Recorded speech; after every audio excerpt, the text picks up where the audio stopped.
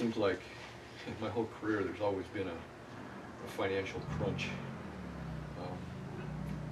Down in Los Angeles where I started, we had Proposition 13 on property taxes, and they draw lines as to who's going to be rehired and who's going to, it was always at the bottom of that list. But that was always kind of scary. But it seemed like there were times where they were juggling the budget, pulling from here, putting it over here. You guys have to do quite a bit of that as far as what we're doing here in the county. And is it possible to do that anymore?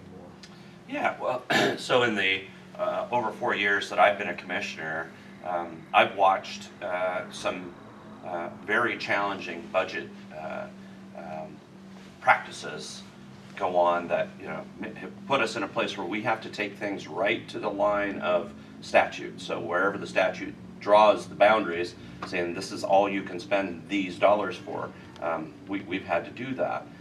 It didn't used to be that way in Polk County. Again, when we had timber receipts that helped share the property tax burden for a general fund, you didn't have to worry about taking things right to the line of what law says you can spend money for. So, for example, a couple of years ago, well, actually it was just last year, the budget committee, one of the budget committee members brought an idea forward about looking at, well, it was the year before last, but then we started this last year, looking at how can we charge out commissioners' expenses and commissioner salaries against some of the departments that we actually work for. So, for example, I spend a fair amount of time working in behavioral health, mental health, and public health policy.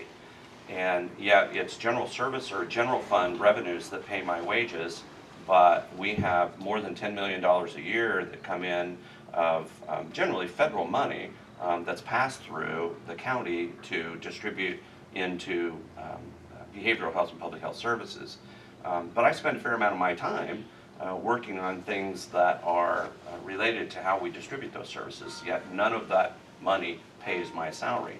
So, so we've worked on ways to make certain that we can take a piece of my time, for example, I'm just talking about me, and all three commissioners share in different places, but share some of my expense across the behavioral health budget so that we're able to get some of that.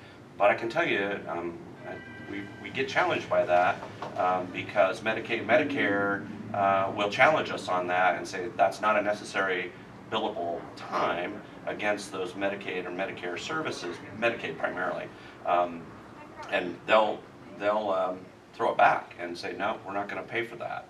So we have to be very careful and very diligent about continuing to work on those things. So for those critics out there that say, well, to current commissioners, you don't look for other ways. We look for every rock we can find to turn over for a way to conduct our business.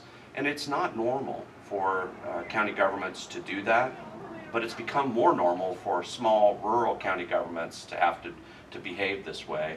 And so Polk County has always been remarkable for the way it manages its business and how conservative it's been. It's always been able, from my years living in the county, and I've lived here the majority of my life, how it can deliver services for so much less than neighboring counties do, and be very competitive.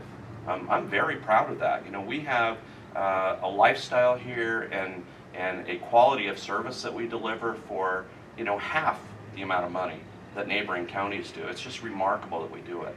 And so it is frustrating to me when folks criticize us for not doing more with less, when if you went to a neighboring county and really visited with people that live in those counties, they'll tell you that they pay a lot more than we do.